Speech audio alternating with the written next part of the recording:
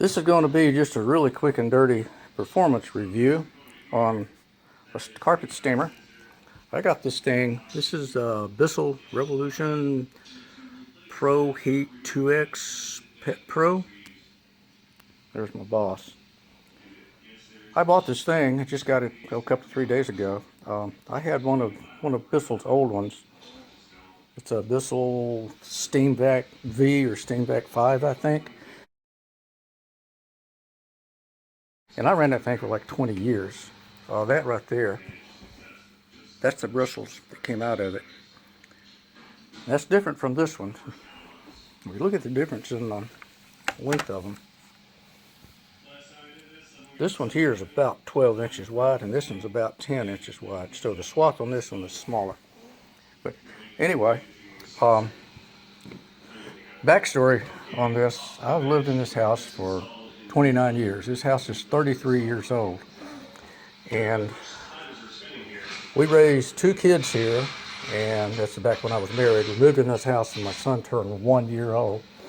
And then we had another daughter 3 years later. And we had both of them and the whole neighborhood. We moved to this neighborhood. This is a real small neighborhood out in the middle of nowhere. Back in the day, of course, there's houses all around me now. But back then, there was this neighborhood out here, and that was about the only thing on this side of the mountain.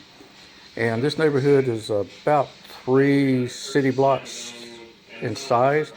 And the real estate agent told us when we moved in, there were 50-something kids in this little neighborhood under the age of 5. So you can imagine this was Kid City when we moved in. And this was that house. You know, every neighborhood has one.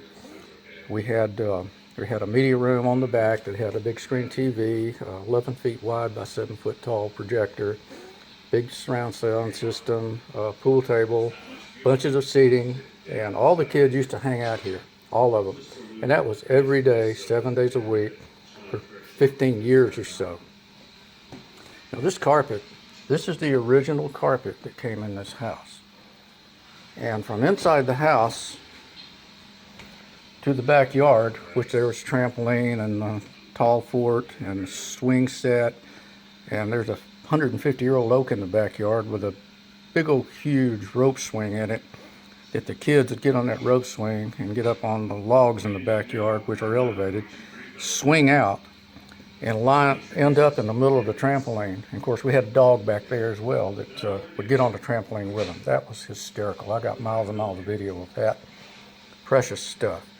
But anyway, my old Bissel bit the weenie last week, and I ordered this one, and I was going to give a quick report on how well it did. Yeah, it's about time to feed somebody. He's not happy. I usually do carpet a little bit different than a lot of people.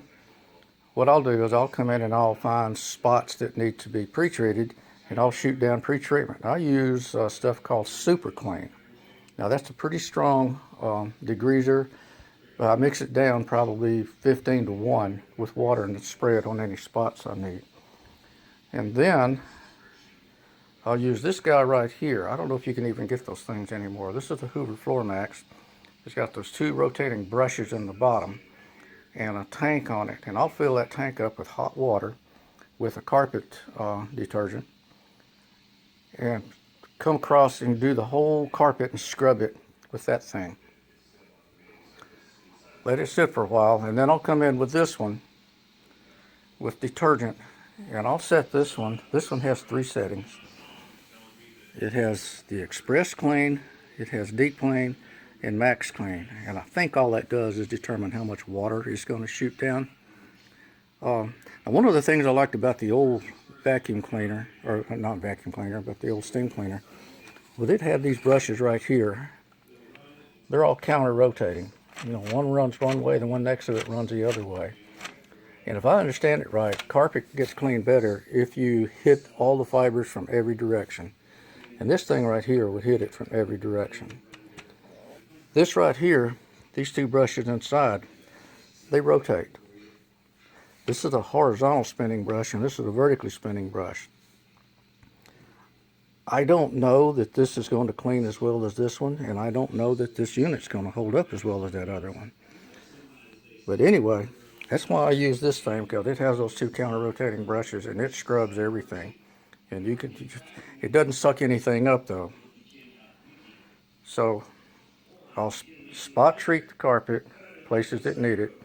I'll come in with this thing and go over the whole rug or the whole area, and it puts a fair amount of water down on it, the detergent. And in this, I'll use any old detergent, Walmart stuff, the Hoover stuff, the Bissel stuff, it doesn't matter. But I also mix a little OxyClean in it. I've heard that does a pretty good job, and I'm pretty happy with that solution. This thing right here, I'll mix a detergent in it and run the Max Clean cycle on it first.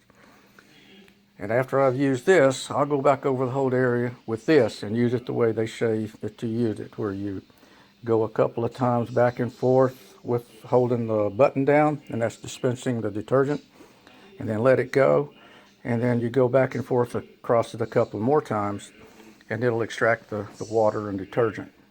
Now this is not a vacuum cleaner. This is an extractor. That's what a lot of people make the determination.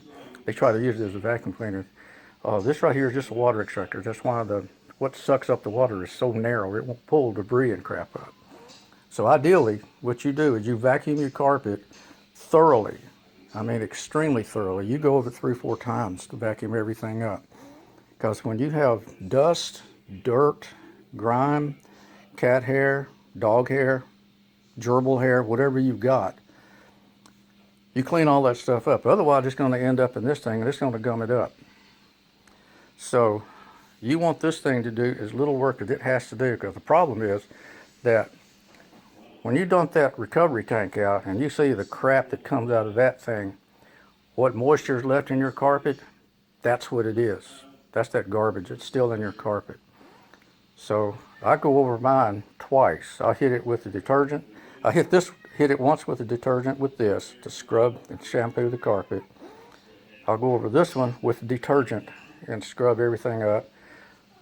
One thing I've learned, you pop this little thing up right here. This right here is a door that you use for a hose that goes out for like stairwell cleaning or upholstery cleaning or whatnot. Somebody's hungry.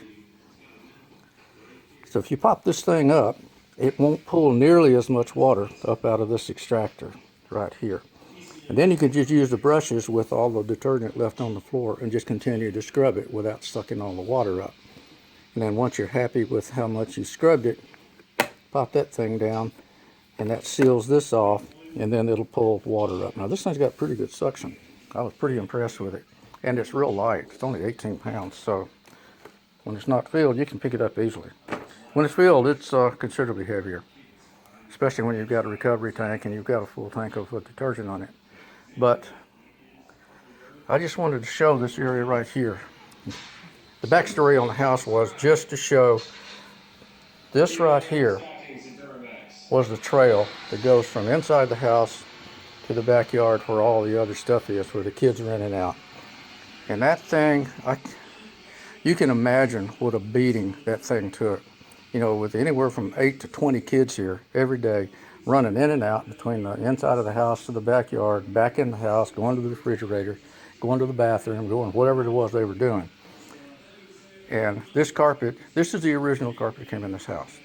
So, and this is 33 years old. And this is the condition of it now.